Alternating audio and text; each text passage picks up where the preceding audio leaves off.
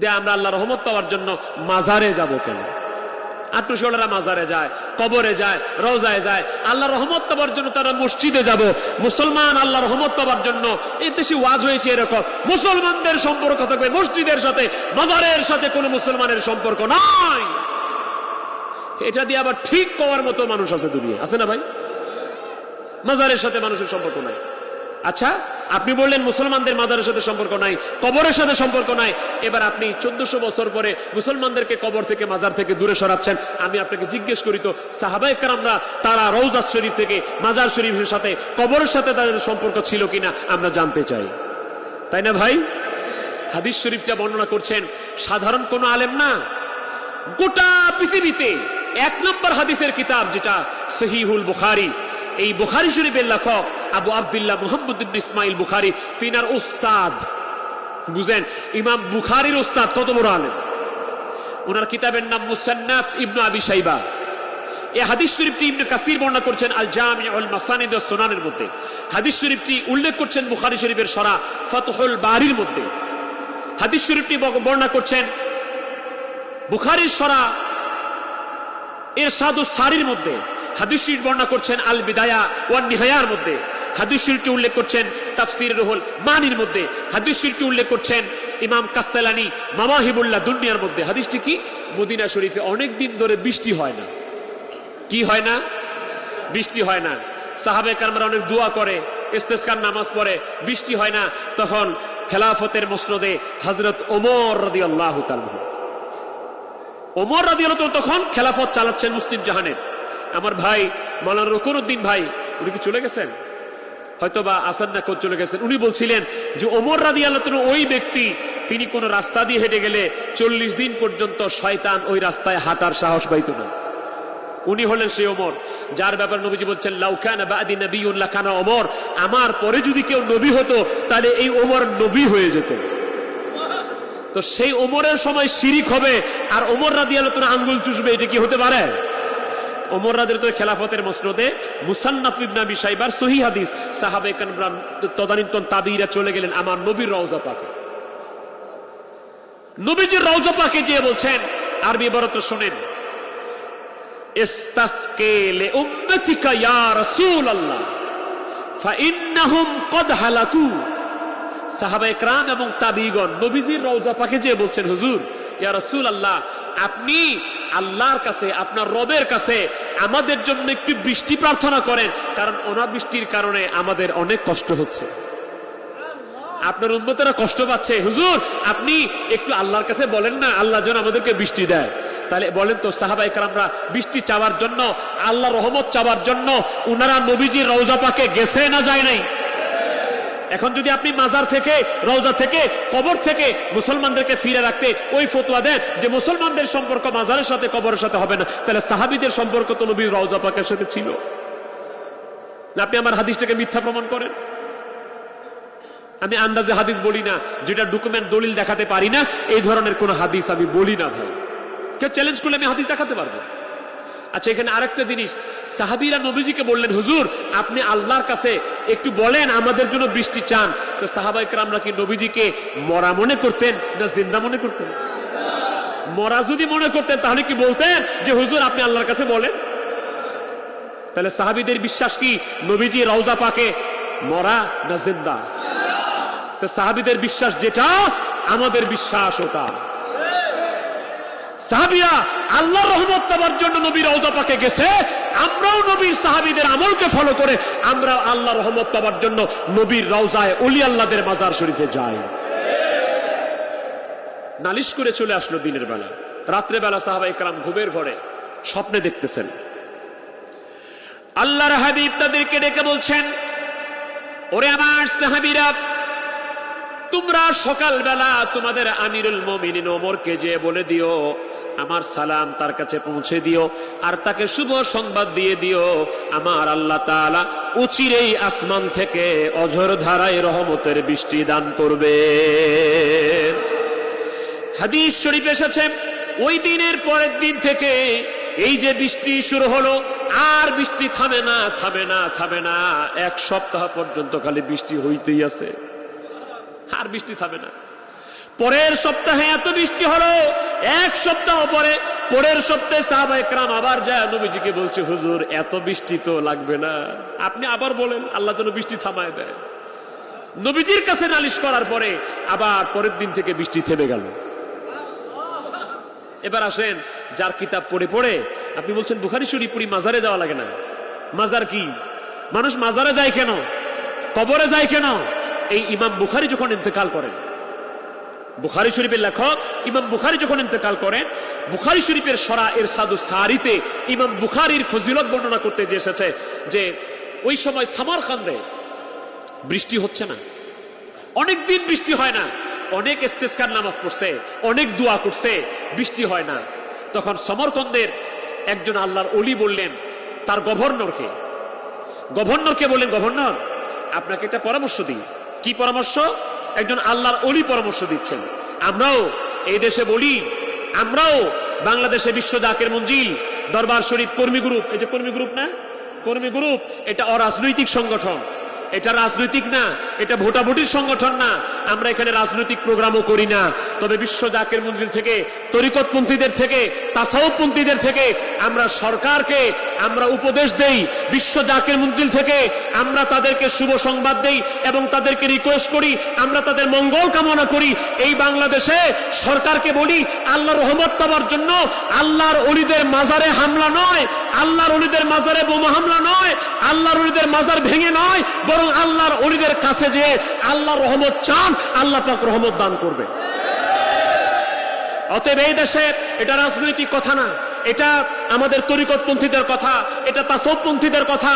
এই দেশের এখনো 70 থেকে 75% মানুষ কিন্তু পীর মুর্শিদ ওলি আল্লাহপন্থী মানুষ, তাই না ভাই? এদেশের 70 থেকে 75% মানুষ কিন্তু এখন আল্লাহর ওলিদেরকে মহব্বত করে। অতএব এই দেশে যদি ক্ষমতার মস্তদের স্বপ্ন দেখতে হয়, ক্ষমতা যদি নিতে হয়, ক্ষমতায় যদি যেতে হয়, তাহলে আল্লাহর ওলিদের মাজারে হামলা করে নয়, বোমাবাজি করে নয়, আল্লাহর ওলিদের মাজারে ভেঙে নয়, বরং এই দেশের ক্ষমতার মসনদে যাইতে চাইলে আল্লাহর ওলিদেরকে, বিশ্ব জাকের মঞ্জিলকে সম্মান করেই ক্ষমতার স্বপ্ন দেখতে হবে। যদি মনে করেন যে আমরা ক্ষমতায় যাব আর বাংলাদেশে কোনো পীরের মাজার রাখবো না, এটা অনেকেই মনে মনে চিন্তা করতেছে যে আমরা ক্ষমতায় যাব, বাংলাদেশে কোনো পীরের মাজার রাখবো না, কোনো দরগা রাখবো না, কোনো খানকা রাখবো না, কোনো মাজার রাখবো না। আমি আপনাকে চ্যালেঞ্জ করে বলছি, আপনার স্বপ্ন দুঃস্বপ্নই থেকে যাবে, এই স্বপ্ন কোশ্চিনকালেও বাস্তবায়িত হবে না।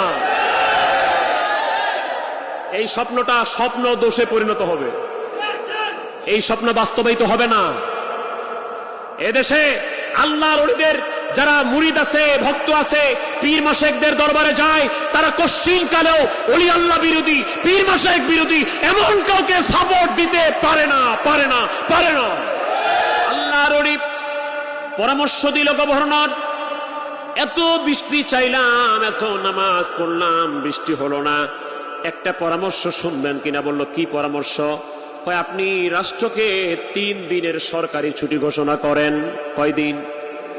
বলে 3 দিন সরকারি ছুটি ঘোষণা করে কি হবে? বলল এই 3 দিন অফিস বন্ধ থাকবে, সেক্রেটারিয়েট বন্ধ থাকবে, সরকারি বেসরকারি সমস্ত দপ্তরগুলি বন্ধ থাকবে। পরামর্শ হলো এই 3 দিনের মধ্যে আমরা প্রথম দিন যাব বুখারায়, ইমাম বুখারী রহমতুল্লাহ মাজার শরীফ জিয়ারত করে করে তার কাছে দাঁড়িয়ে আমরা আল্লাহর কাছে বৃষ্টি চাইব। গভর্নর বললেন, সুন্দর পরামর্শ দিয়েছেন আপনি। সরকারিভাবে ওই প্রদেশের 3 দিনের ছুটি ঘোষণা করে দেওয়া হলো। ওই এলাকার লোকগুলি সবাই চলে গেল ইমাম বুখারী রাহমাতুল্লাহর মাজার শরীফে চলে গেল। যায় তখন ইমাম বুখারীকে জিয়ারত করে তিনাকে উসিলা করে আল্লাহর কাছে যখন হাত বাড়িয়েছে, তারা হাত নামাতে পারে নাই। এর সাদুস সারির মধ্যে এসেছে তাদের মোনাজাত এখনো শেষ হয় নাই।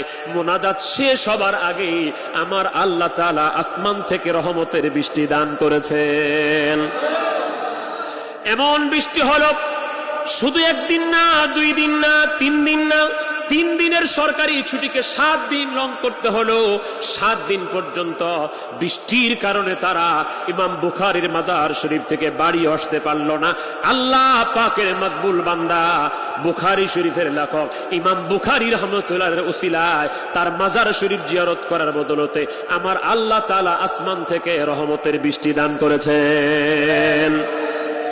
আরেকটা দলিলের কথা বলেই শেষ করে দিয়ে যাই। বাংলাদেশে আপনি বলেন মাজারে যাওয়া যাবে না, মাজারে যাওয়া কি কাজ, মাজারে ওসিলা করা যাবে না। আমি এমন একজন ইমামের নাম বলবো, উনার এলেমকে যদি এক পাল্লায় দেওয়া হয় আর তাম পৃথিবীর আলেমদের এলেমকে যদি আর এক পাল্লায় দেওয়া হয়, তাহলে ওই আলেমের এলেমের একটা পশম বরাবর হবে না। তিনি হচ্ছেন ইমাম শাফিঈ রহমতুল্লাহ আলাইহি। যেরকম সুবহানাল্লাহ। কেন? কারণ তাম পৃথিবীতে 4 জন ইসলামী স্কলার আছে যারা আজকে ইউটিউবে ফেসবুকে ভাইরাল হইয়া নিজেরা ইসলামী স্কলার সাজে আর বলে উলি আল্লাহর মাজারে যাওয়া যাবে না। এই স্কলার গুলিকে স্ক্রু ড্রাইভার দিয়া টাইট দিয়া সবগুলিকে একত্র বানালেও ইমাম শাফিঈর মতো আলেম হবে না, স্কলার হবে না। কারণ ইমাম শাফিঈ হলেন তাম পৃথিবীতে দয়াল নবী সাহাবায়ে কেরামদের পরে 4 জন মৌলিক স্কলার আছে, 4 জন ইমাম আছে, তার একজন হচ্ছেন ইমাম শাফিঈ। তিনি বলেন, তিনার কথাটি ফতোয়া শামির প্রথম খণ্ডের 149 পৃষ্ঠায় এসেছে, যেটা দেওবন্দি ছাপ, আর 135 পৃষ্ঠায় এসেছে যেটা মিশরি ছাপ, এবং তারিখে বাগদাদের মধ্যে এসেছে সনদ সহকারে। তিনি বলেন, ইন্নী লা আতাবাররাতু বিআবি হানিফা ওয়া আজিউ ইলা কবরিহি ফাসাল্লাইতু রাকাতাইন ওয়া সালতুল্লাহি ইনদা কবরিহি ফাতুকুদা সারিয়া। ইমাম শাফিঈ বলেন, আমি যখন কোনো মুসিবতে পড়ে যেতাম, আমি যখন কোনো বিপদে পড়ে যেতাম, আমি সুদূর ফিলিস্তিন থেকে সফর করে করে বাগদাদের জমিনে ইমাম আবু হানিফার মাজারে চলে যেতেন। আমাদের মাযহাবের ইমাম আবু হানিফার মাজারে চলে যেতেন তিনি। কারণ ইমাম আবু হানিফার জন্ম হচ্ছে 150 হিজরিতে। ওই দিন ইমাম শাফিঈ রহমতুল্লাহ, ইমাম আবু হানিফার ইন্তেকাল হচ্ছে 150 হিজরিতে। 80 হিজরিতে জন্ম, 150 হিজরিতে ইন্তেকাল। তিনার জীবন ছিল 70 বছরের। যেদিন ইমাম আবু হানিফা ইন্তেকাল করেন, ওই দিন ইমাম শাফিঈ জন্মগ্রহণ করেন। তাহলে উনার গোটা জীবনীটা ইমাম আবু হানিফার ইন্তেকালের পরে। তারপরে তিনি বলছেন, আমি আবু হানিফার উসিলায় বরকত পাই। তাহলে এটার দ্বারাই বোঝা গেল ইন্তেকাল প্রাপ্ত ওলি আল্লাহদের উসিলায়ও আল্লাহর বরকত পাওয়া যায়। 2001 সালের পরে যারা বিশ্ব জাকের মঞ্জিল, হুজুর কেবলা জানের ওফাত শরীফের পরে যারা বিশ্ব জাকের মঞ্জিলে গিয়েছেন, তারা বিশ্ব জাকের মঞ্জিলে 2001 সালের পরে যাবার পরে আল্লাহর রহমত বরকত পান নাই। ইমাম শাফিঈ বলেন, আমি ফিলিস্তিন থেকে সফর করে ইমাম আবু হানিফার মাজারে চলে যাই। যাবার পরে ওনার মাজার শরীফের কাছে 2 রাকাত নামাজ আদায় করে ওয়াসআলতুল্লাহ ইনদা কবরিহি, তার কবর শরীফ মাজার শরীফের কাছে অবস্থান করে আমার আল্লাহর কাছে যখন দোয়া করি, ইমাম আবু হানিফার উসিলায় ফাতুকুদা সারিয়া, সাথে সাথে আমার মোনাজাত কবুল হয়ে যায়। দেরি হয় না, সাথে সাথে মোনাজাত কবুল হয়ে যায়। আর আজকে লেখা নাই, পড়া নাই। সলিমউদ্দিন মাস্টার সাহেব বলছে মাজারের সাথে কোনো মুসলমানের সম্পর্ক নেই। হ্যাঁ, আমরা বিশ্বাস করি মুসলমান আল্লাহ রহমত পাওয়ার জন্য মসজিদেও যেতে পারে, মুসলমান আল্লাহ রহমত পাওয়ার জন্য মাজারেও যেতে পারে। মসজিদে গেলেও আল্লাহ রহমত পাওয়া যায়, আল্লাহর ওলিদের নবী রাসূলদের মাজার রওজায় গেলেও আল্লাহর রহমত পাওয়া যায়। এটাই দলিল বলে, এটাই প্রমাণ বলে, এটাই বাস্তবতা বলে, এটাই কোরআন বলে, এটাই হাদিস বলে। ভাইরা আমার, আপনারা কি কিছুটা বুঝছেন? তাহলে আমরাও ইবাদত চাই, বন্দেগী চাই, আল্লাহ পাকের রহমত চাই, মা বাবার খেদমত চাই, ওলি আল্লাহদের সোহবত চাই। আমরা আল্লাহর কাছে দোয়া করি, নফল নামাজ পড়ে দোয়া করব, ফাতিহা শরীফ পড়ে দোয়া করব। আমরা মসজিদে যেও আল্লাহর কাছে যাব, আল্লাহর ওলির মাজার শরীফের কাছে গিয়েও আমরা আল্লাহর কাছে যাব। ঠিক না ভাই? তবে কোন আল্লাহর ওলির মাজারে, রওজায়, কবরে, এটা বিশ্ব জাকের মঞ্জিল আমার পীর কেবলা জান হুজুরের রওজা শরীফে লেখা আছে, আমার পীর কেবলা জান হুজুরের নুসরত শরীফে লেখা আছে, বাবা রওজা শরীফে সেজদা করা নিষেধ। তাই না ভাই? আল্লাহ ছাড়া কাউকে সেজদা দেওয়ার পক্ষে আমরা না। আমরা আল্লাহ ছাড়া কাউকে সেজদা দেওয়ার পক্ষে না। আত্মশীতে লেখা আছে মাজারে, রওজায়, আম্মাজানদের মাজার শরীফে লেখা আছে মাজারে সেজদা দেওয়া নিষেধ। হুজুর কেবলা জান নুসরত শরীফের মধ্যে লিখেছেন, বাবা আল্লাহ ছাড়া কাউকে সেজদা দেওয়া হারাম ও শিরক, এটার পক্ষে আমরা না। তবে হ্যাঁ, মাগার কদম বুসি জায়েজ আছে। কদম বুসি কি আছে? জায়েজ আছে। এটা শুধু আমরা বলি নাই, তাবলিগ জামাতের প্রতিষ্ঠাতা ইলিয়াস নাওতি সাহেবের পীর রশিদ আহমদ গাঙ্গুই সাহেব, যিনি কওমি আলেমদের সবচেয়ে বড় আলেম মনে করেন, রশিদ আহমদ গাঙ্গুই সাহেব তার ফতোয়ায়ে রশিদিয়ার 559 পৃষ্ঠায় বলছেন যে তাজিমে দিনদার কো খারা হোনা দুরুস্ত है और पाऊ चुमना इसी शख्स